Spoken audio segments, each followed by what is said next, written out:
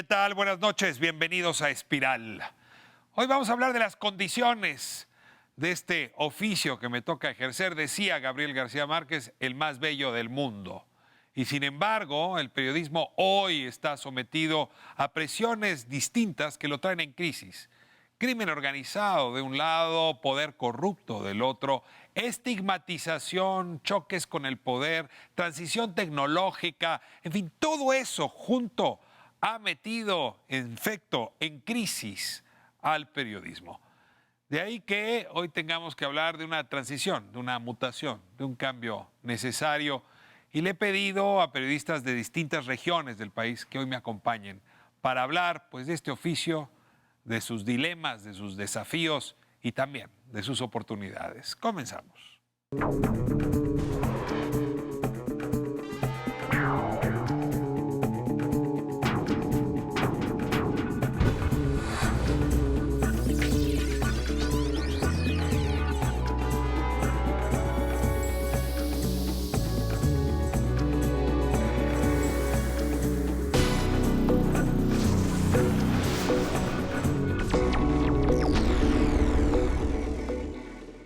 Abrimos la conversación sobre violencia contra personas periodistas a partir de los testimonios, las reflexiones pues, de quienes han estado muy cerca de este fenómeno, quienes ejercen el oficio y vienen de regiones muy distintas. La mayoría les agradezco muchísimo que estén hoy aquí en Espiral.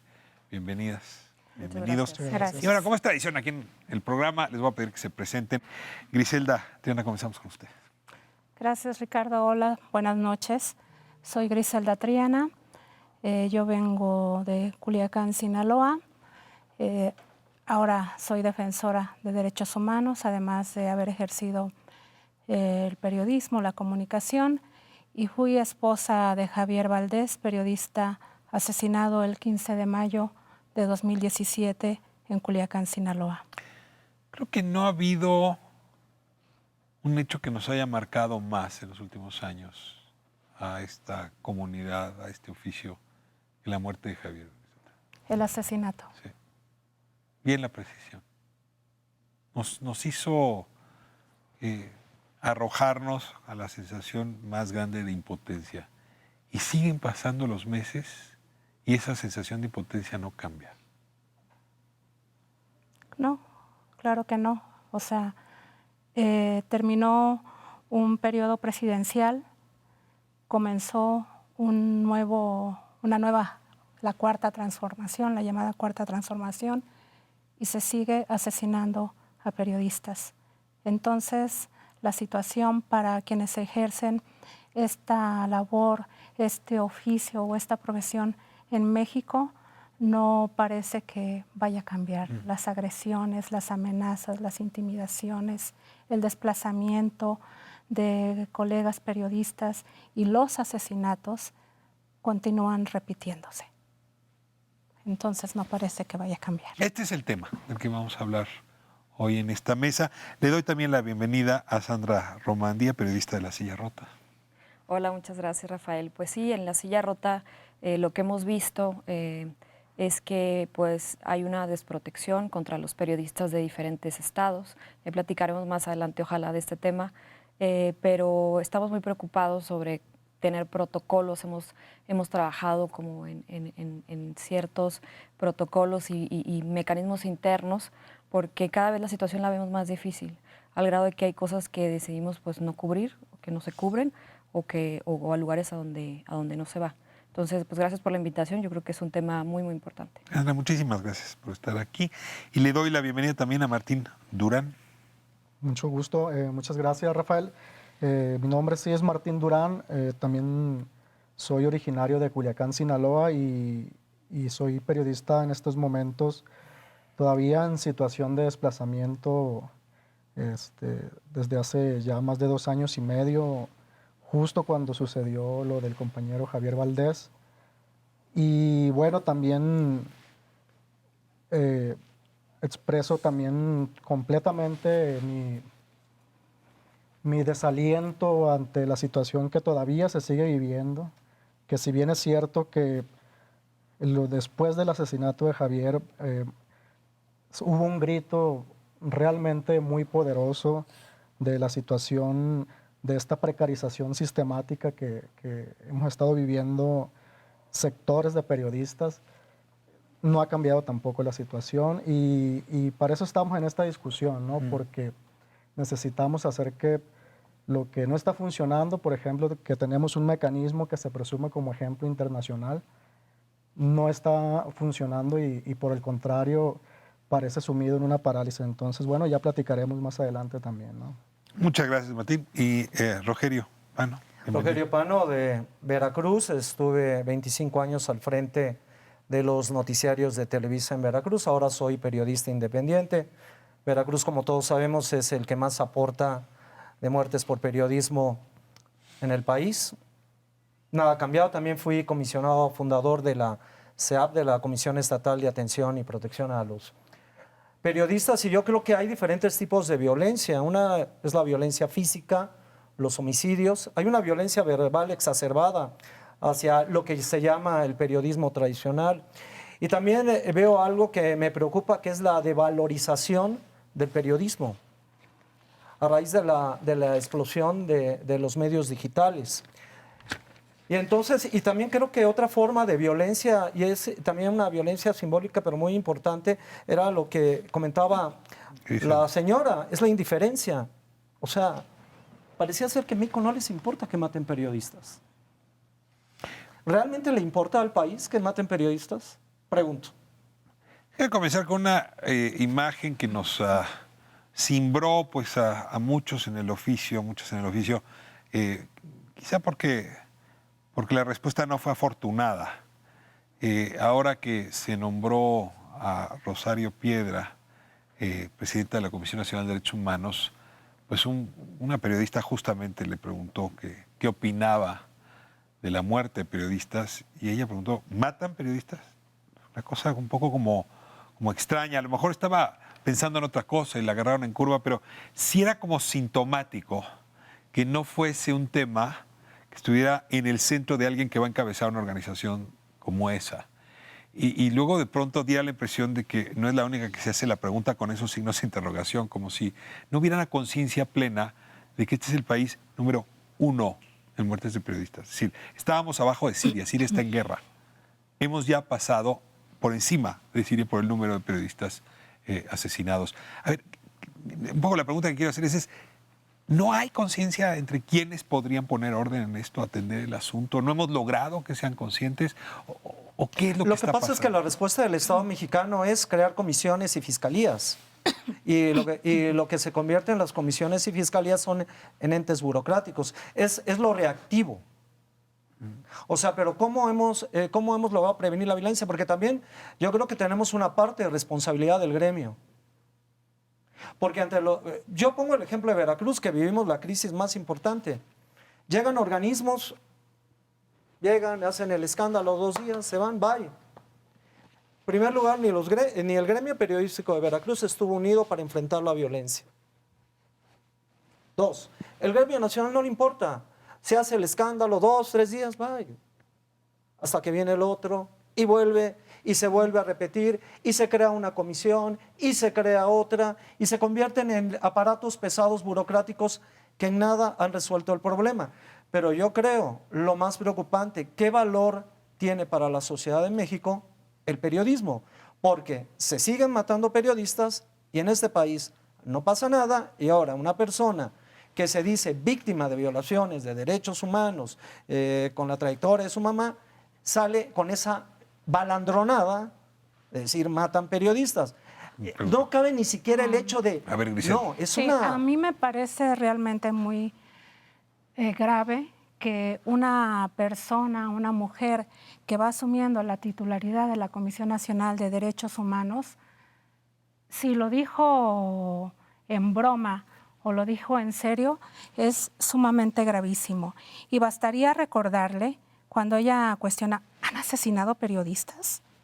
Bueno, yo creo que le tenemos que recordar a Rosario Piedra Ibarra que en 2019 han sido asesinados Rafael Murúa, Samir Flores, Santiago Barroso, Telésforo Santiago Enríquez, Francisco Romero, Norma Sarabia, Rogelio Barragán, Edgar Nava, Jorge Celestino Ruiz, Nevid Condés Jaramillo, Eric Castillo Sánchez, y que en el 2018, el día 2 de diciembre y el día 4 de ese mismo mes, una vez que Andrés Manuel había asumido ya la presidencia, fueron asesinados Alejandro Márquez y Diego García Corona.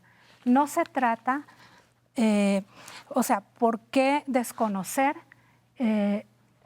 a las y los periodistas que han sido asesinados, no solamente en lo que va de este sexenio, porque ella habla de que sí ocurrió, pero en sexenios anteriores. En lo que va de esta administración federal no está limpia. Y aquí están los nombres de cada periodista que ha sido asesinada y están las familias que velaron y enterraron a sus muertos. Entonces, yo creo que es muy grave, es muy delicado que sea la titular quien hace este tipo de comentarios desafortunados, grotescos y ofensivos. Y es muy grave que aparte de muchos de esos casos que mencionas, hay indicios de que hubo funcionarios públicos como alcaldes municipales, específicamente en el caso de Nevid en Estado de México y de Celestino en Veracruz, involucrados en el caso, lo cual realmente tendría que estar muy relacionado a un tema de atención por parte de la Comisión Nacional de Derechos Humanos. Fueron casos muy graves.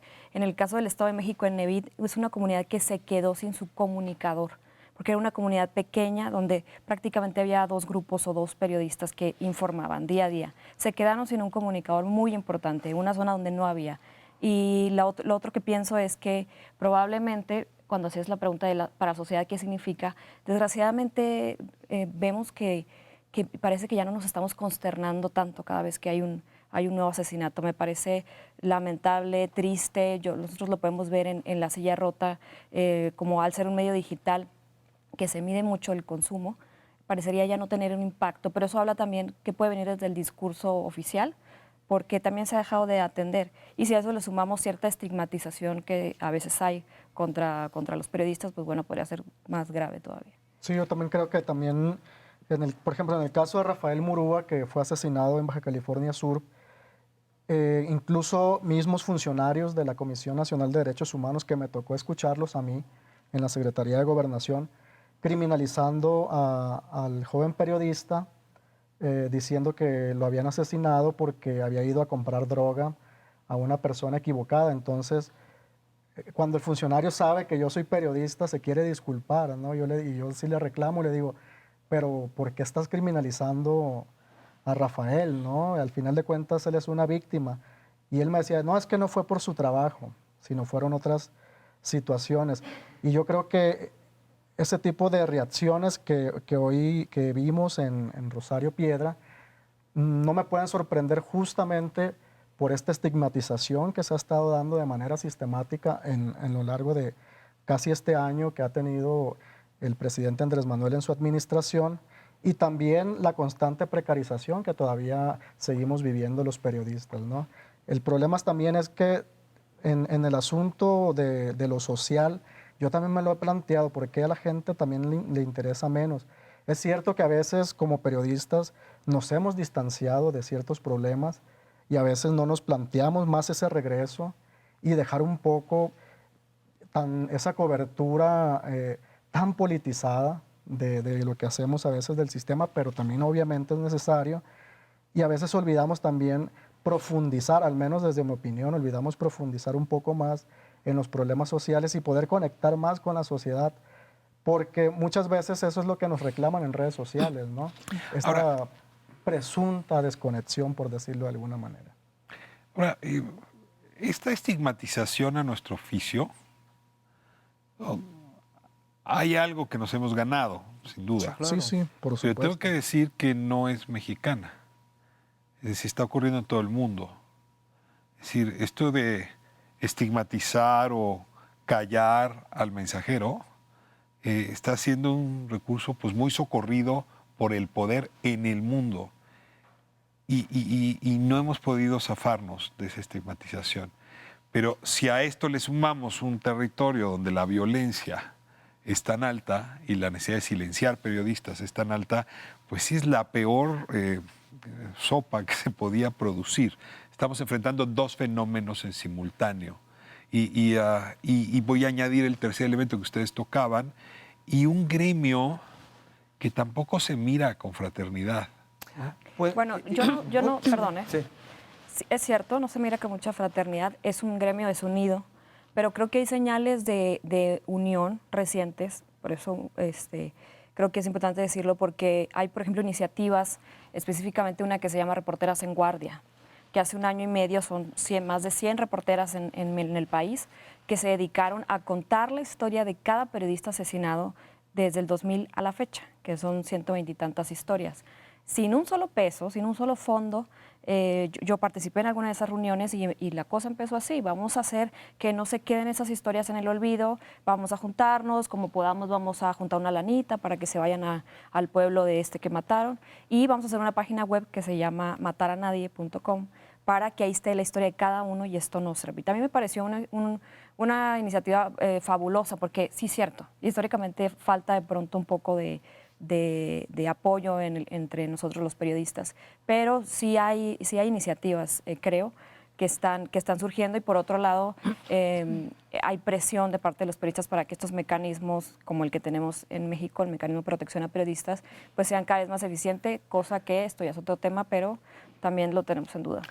Yo creo que sobre todo lo vivimos en otros estados del país, y ya lo señalabas, o sea, se vive también en muchas otras partes del mundo esta estigmatización hacia quienes ejercen el periodismo.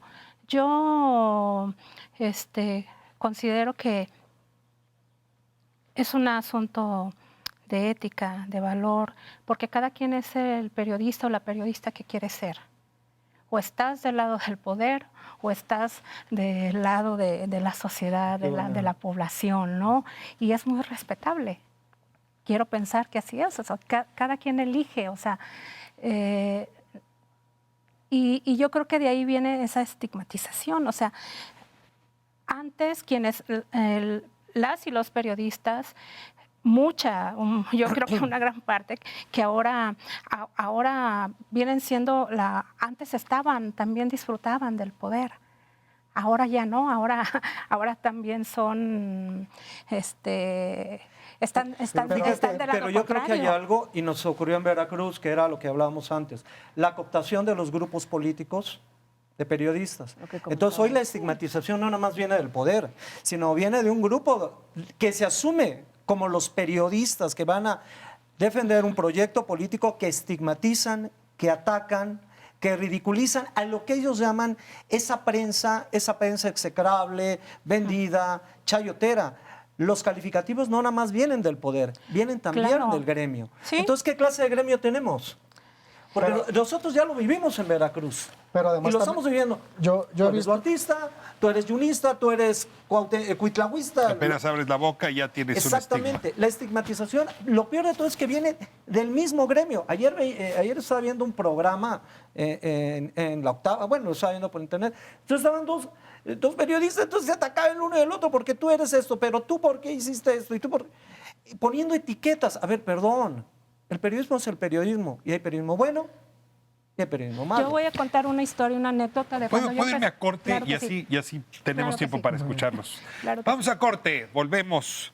Estamos hablando de violencia, invisibilización, cerrazón, en fin, todas estas condiciones en las que hoy se ejerce el periodismo, diríamos en México, pero también, lamentablemente, en el resto del mundo.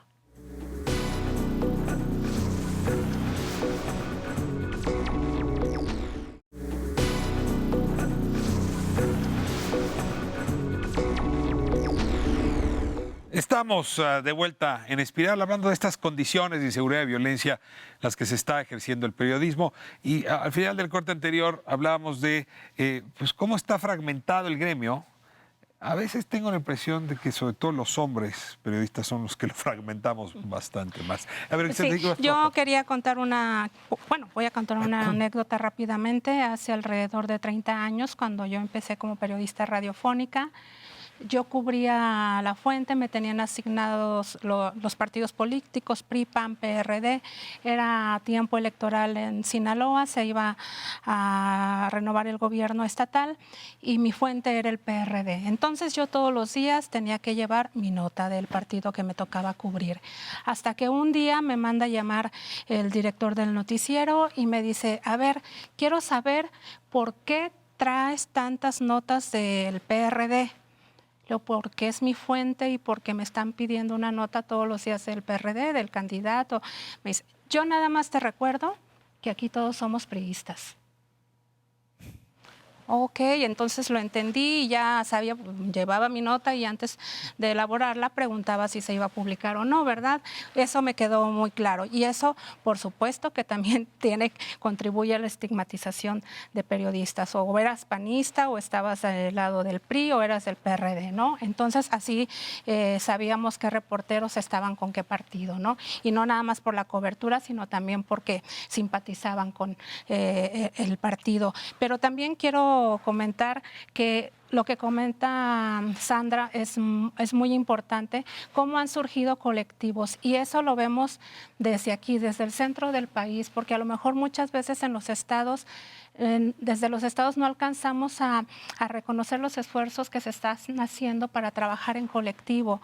Además de Reporteras en Guardia, en las entidades están trabajando. Aquí en México los vemos a dónde van los desaparecidos, periodistas de a pie, etcétera, etcétera. Pero en los estados también están en Chihuahua, en Veracruz, en Guerrero, en muchas regiones están trabajando y yo creo que esa es una manera muy importante de demostrar o de empezar a conjuntar esfuerzos, ¿no? Porque también es una manera de protección.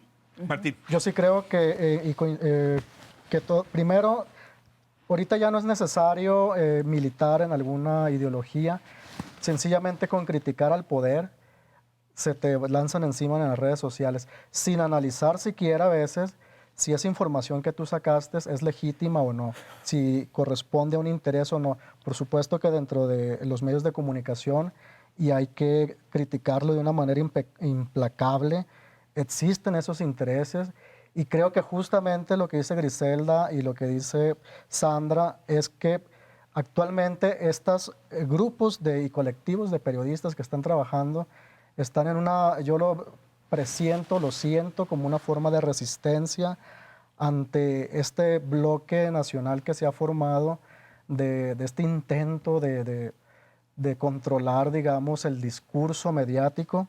Y sí creo que hay una resistencia que se está gestando y fortaleciendo, y eso es un proyecto que dentro de unos años lo vamos a ver y se va a combatir, ¿no? Se va a combatir de todas estas taras que estamos analizando ahorita. A ver, se está ya colocando aquí un mapa de lectura que me gustaría hacer explícito.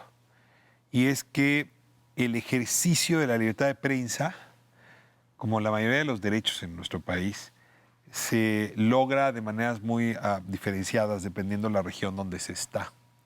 Por un ejemplo que me marcó mucho cuando se lo escuché a la periodista de Juárez, a Sandra Rodríguez, que me decía, bueno, aquí en Juárez, si hay un muerto, se puede reportar, siempre y cuando no digamos qué cártel lo mató.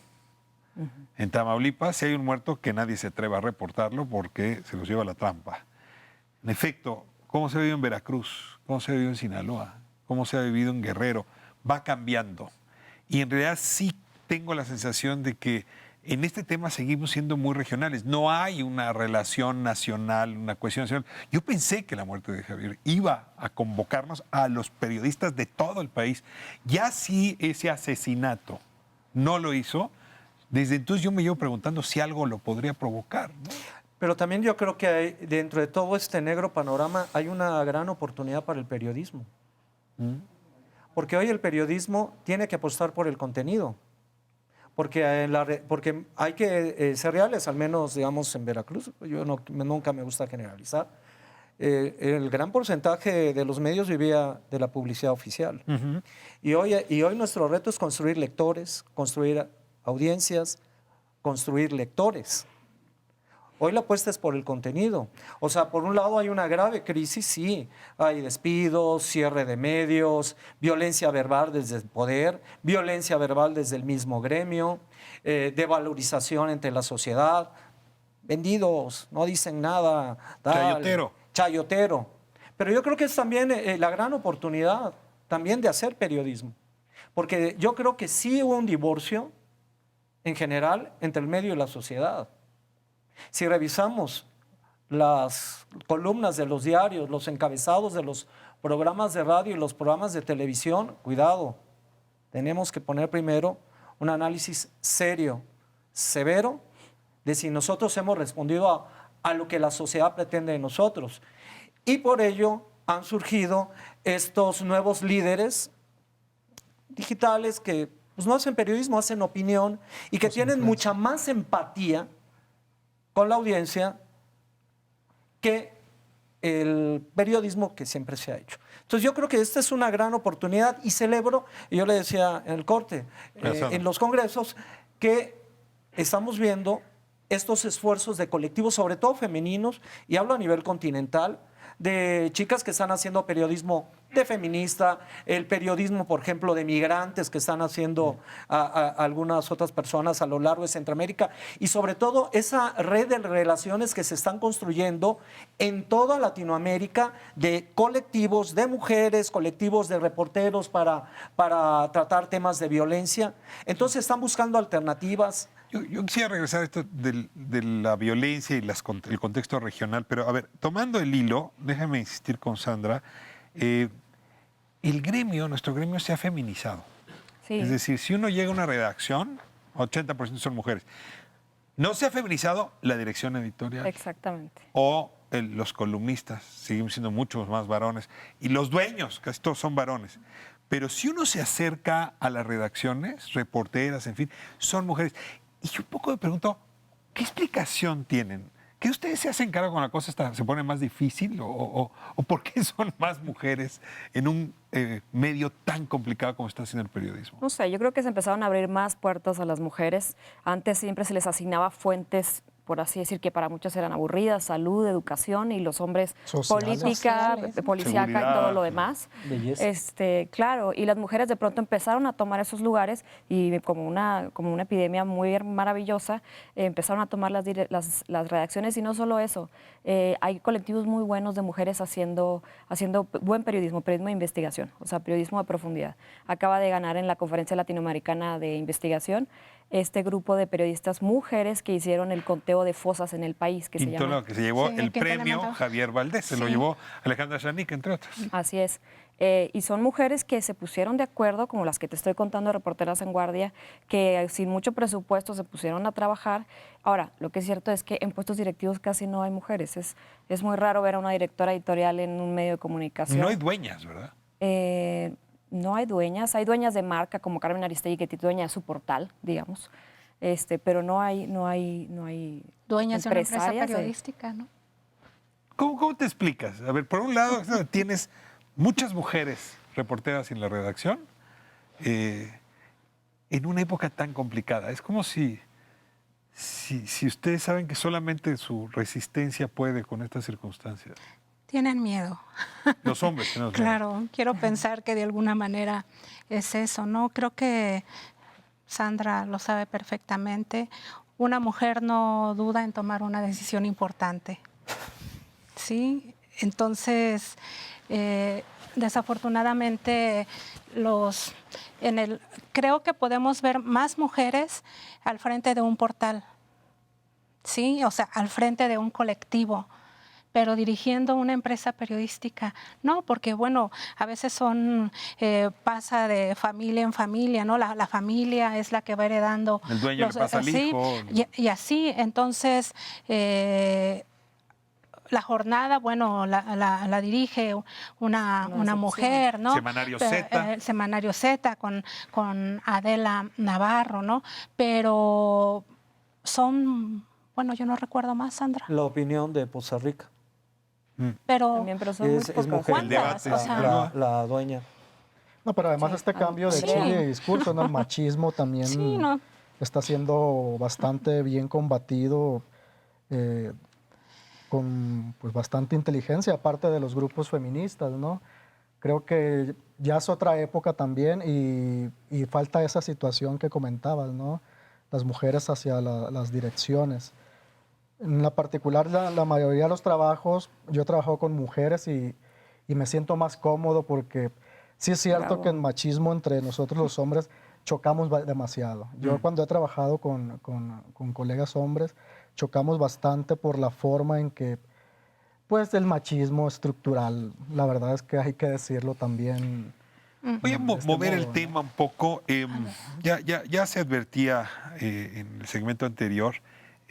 Según los datos del artículo 19 y otras organizaciones, 6 de cada 10 amenazas y asesinatos de periodistas tienen como presunto responsable intelectual o material de los hechos a un funcionario público. Es decir, cuando nos ponemos a investigar y tocamos el nervio que reúne crimen organizado con un burócrata, con un político, con un funcionario público, es cuando nos metemos en la zona de mayor riesgo. Y es aquí donde las autoridades no se hacen cargo. Es como si realmente fuésemos víctimas de marcianos. Estamos siendo víctimas del poder. Sí, porque luego hay un discurso de, sí, es terrible el crimen organizado que ataca a los periodistas. No es solo el crimen organizado, que ya de por sí debería ser una vergüenza por parte del Estado que no garantiza la seguridad para que los criminales vayan y ataquen. Gran porcentaje está relacionado a funcionarios y uno de los casos que más han conmovido, yo creo que al país, fue de los primeros en 2005, Alfredo Jiménez Mota en Sonora. Es un estado, Rafael, donde no se volvió a hablar de narcotráfico a partir de la desaparición de Alfredo Jiménez Mota. ¿Y cuándo desapareció? Cuando estaba conectando cabos de cómo un grupo de narcotraficantes, los Salazar, tenían relaciones con la Procuraduría del Estado. Cuando llega justo a ese punto, porque él tenía ya tiempo documentando y publicando, él desaparece. Los Salazar están vinculados a la empresa criminal del Pacífico, ¿eh? Sí, al cártel de Sinaloa. Al cártel de Sinaloa.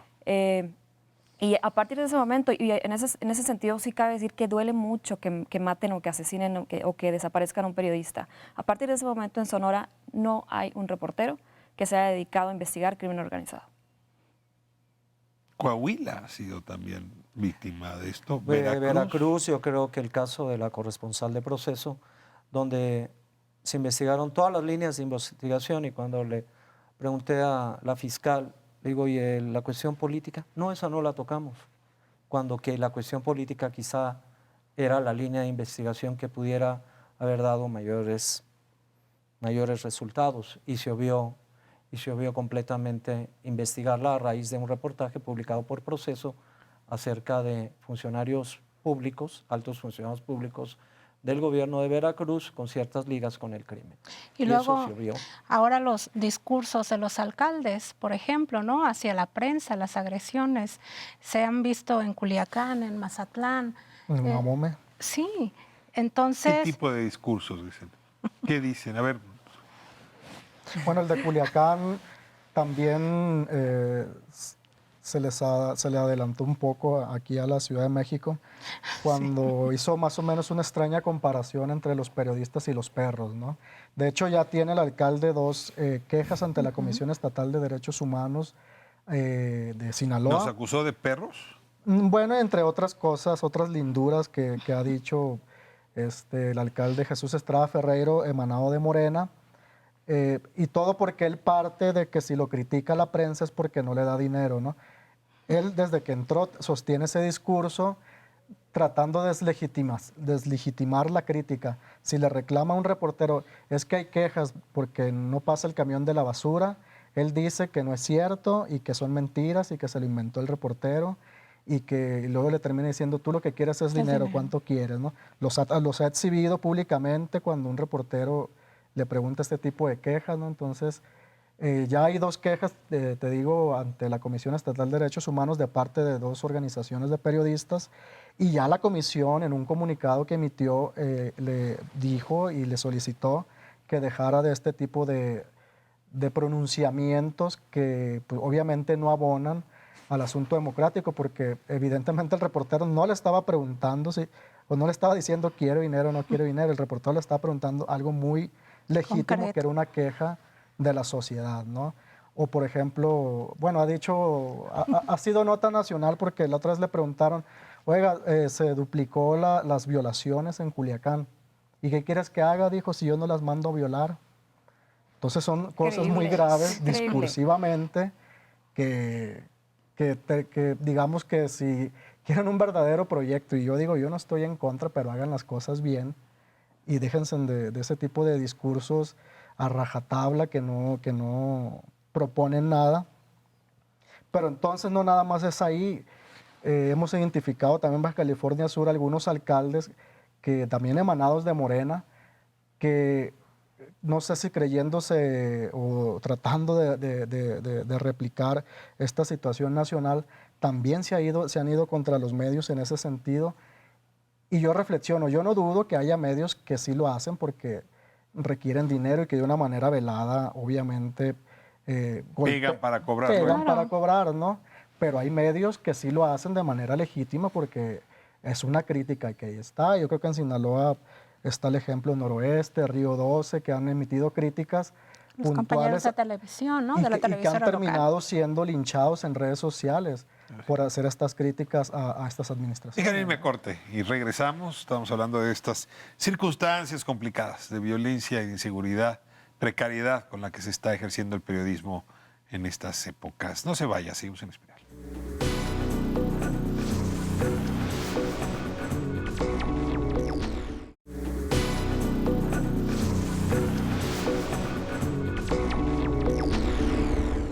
Estamos de vuelta en Espiral, hablando de las condiciones para ejercer periodismo.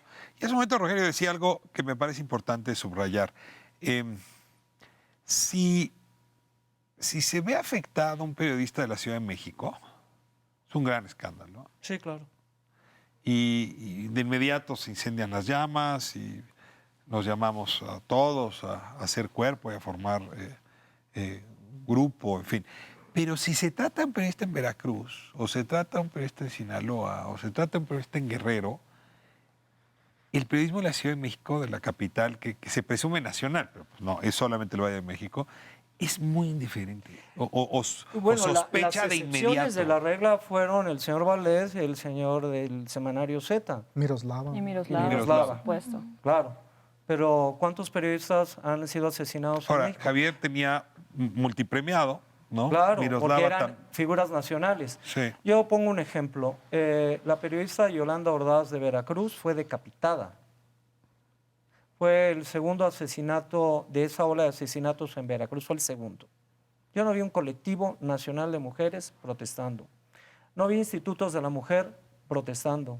No vi ninguna... Seguramente el gobierno de Veracruz dijo, estaba relacionada con el crimen organizado y ahí se acabó. La revictimización y nadie dijo nada. Aquí es más importante que alguien le miente la madre a un connotado columnista y se haga un escándalo nacional, cartas, escritos, manifestaciones. ¿Cómo toca usted a este? ¿Cómo toca usted esta vaca sagrada del periodismo? Nombres, y van a nombres. decir, bueno, Carlos Marín, ¿cuándo fue? Y entonces, un periodista, un reporterillo ahí. Y entonces, Pero Carlos Marina sí se refirió a muchos de los reporteros muertos.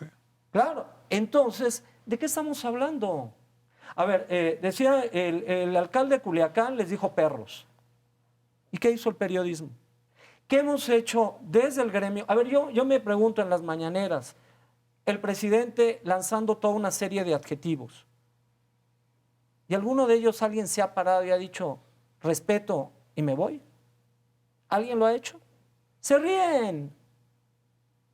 ¿Cómo vamos a tener respeto si nosotros no nos respetamos a sí mismos? O sea, un alcalde nos puede decir, perros, muertos de hambre, Ha habido boicot del periodismo hacia ese funcionario, es decir, ahora no lo entrevisto, ahora sí, perdón por la expresión, se jode.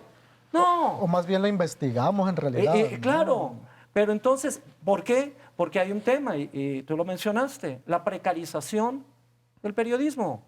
Todavía somos un gremio que estoy seguro, no tengo una cifra, ¿cuántos periodistas tienen un salario digno. No, seguro de vida, seguro de gastos médicos, Seguro de vida, seguro pensión. social, pensión. ¿Cuántos? Yo te diría, ¿cuántos cobramos solamente por honorarios? ¿95%? Exactamente. Entonces, también desde el gremio tampoco nos hemos dado a respetar.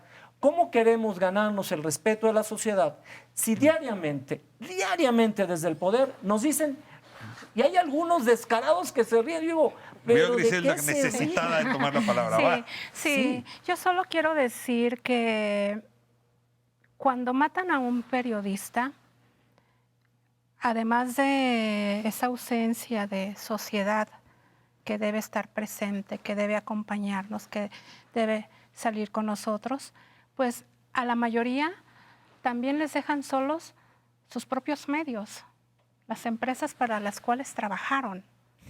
O No me digas de ese, te tengo de un... o sea, Sí, en Veracruz ocurrió mucho. esa es una verdad.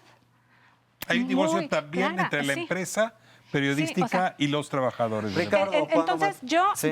yo lo que puedo afirmar en mi experiencia es que independientemente de que Javier haya sido un periodista con muchos reconocimientos, conocido por la mayoría de sus colegas nacionales, extranjeros, porque si iban a Culiacán y había una persona a la que buscaban, era precisamente a Javier, porque Javier y otros colegas, Martín y más, bueno, podrían proporcionarles información sobre el contexto, compartir fuentes, no sé.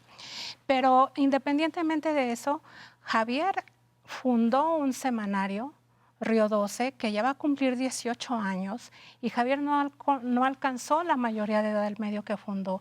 Y es el medio que nos ha acompañado todo este tiempo, y es el medio que además de la jornada ha encabezado una lucha en la búsqueda de justicia. Y eso es algo que la mayoría de los periodistas de este país no pueden contar. No pueden decir, no pueden tener la seguridad de que, o la certeza de que si un día los matan, la empresa para la cual trabajaron y dejaron parte de su vida los va a acompañar. Mire, Es cierto, nada y más ocurre mucho en rápidamente- las ciudades pequeñas Sí, de claro. los estados. Veracruz es un caso. Rápidamente, cuando mataron a ese fotógrafo de Gregorio. Coatzacoalcos, Gregorio, ganaba 20 pesos por nota, 20 pesos. Y entonces va la viuda a decir, ¿qué va a hacer? Nos debía 1,000 pesos, no lo podemos ayudar. Sandra. Sí, y no es lo mismo hacer periodismo en la Ciudad de México que en los estados. Tú trabajas en la ciudad, yo también. Sí es una condición distinta. Así es, y yo soy coautora de un libro que se llama Narcos CDMX, que cualquiera pensaría que es una cosa muy peligrosa. Lo puede ser, pero yo no sé si hubiera hecho ese libro en alguna otra ciudad de algún estado donde hay una desprotección total, donde la cobertura mediática no es tan fuerte, donde el acompañamiento no es tan visible, tan poderoso, digamos, no sé, tan expuestos. No es lo mismo. En este fin de semana pasado, que fue una jornada de varios días donde varios periodistas latinoamericanos nos juntamos, la Colpin, para hablar de varios Conferencia temas. Latinoamericana de Periodismo de Investigación. Sí, muchos de ellos decían, claro, es que en la Ciudad de México ustedes todavía pueden hacer muchas cosas. Y estoy hablando de un periodista, Silvio Mesa, que vivió aquí muchos años y luego se regresó a Sinaloa. Y me dice, ahora yo lo veo en Sinaloa y cuando quieres hacer algo, tienes a la fuente a un lado de tu casa, todo el mundo se conoce, todo el mundo sabe quién eres. No es lo mismo. Dice, yo lo sentí muy fuerte al irme a la Ciudad de México y irme a meter a otra ciudad donde todo el mundo sabe dónde encontrarte, ¿no? Martín. Pero además, un colega, Emiliano Ruiz Parra, la otra vez estaba escribiendo un artículo justamente sobre el perfil de los periodistas que han matado en los últimos años. Y justamente daba esa conclusión Emiliano, ¿no? Que yo también coincido con eso, que son periodistas eran periodistas totalmente precarizados, salvo excepciones, obviamente, pero que no tenían una cobertura. Vaya, o sea, fue bastante fácil, por eso de ahí el colectivo, entiendo que por eso se llama Matar a Nadie, porque ha sido bastante fácil en este país perseguir y asesinar periodistas. Y que quede en el olvido. Y porque justamente por esta situación de precarización que hemos estado viviendo, yo creo que de los últimos 20 años. Voy hacia conclusiones y voy a retomar un argumento que Rogelio daba hace un momento. Tenemos que aprender a vivir sin el bastón del recurso público. Y yo diría saludable. Claro, Totalmente. súper saludable. Tenemos que aprender a vivir, pues no tanto de la publicidad que nos dan los pocos grupos económicos, sino de las audiencias. Me va a costar trabajo, pero también es saludable. En esta misma lógica, tendremos también que aprender a defendernos sin la Fiscalía Especial para Delitos a la Prensa, sin el mecanismo de protección. Es decir, porque pues, son todos estos años en donde esa inversión pública no ha servido más que como herramienta de relaciones públicas para el gobernante en turno. Pero no nos ha servido. Entonces, pregunto si también así como tenemos que aprender a divorciarnos del poder económico, del poder político, pues también la protección habrá que construirla nosotras a partir de mecanismos de este tipo. Claro. Con esto vamos a una ronda de cierre. Si quieres, Rogelio, comienza. A ver, yo digo la gran paradoja. Hay un periodista veracruzano en el Museum de Washington, Roberto Sánchez. No recuerdo bien. El gran museo del periodismo en el mundo. El único periodista, hace 10 años que estoy en el Museum, era un veracruzano, era él, reportero de policía que fue asesinado en una carretera rumbo a Antón Lizardo, Veracruz, iba él en su moto, era reportero policíaco. Aquí no se conoce, la historia de él no se conoce. La historia de él se cuenta en el Museum de Washington. Uno. Dos, yo creo que hay que aprovechar esos entes burocráticos. Y, la discusión, yo fui comisionado de la Comisión de Protección de los Periodistas. Decía, aprovechémosla.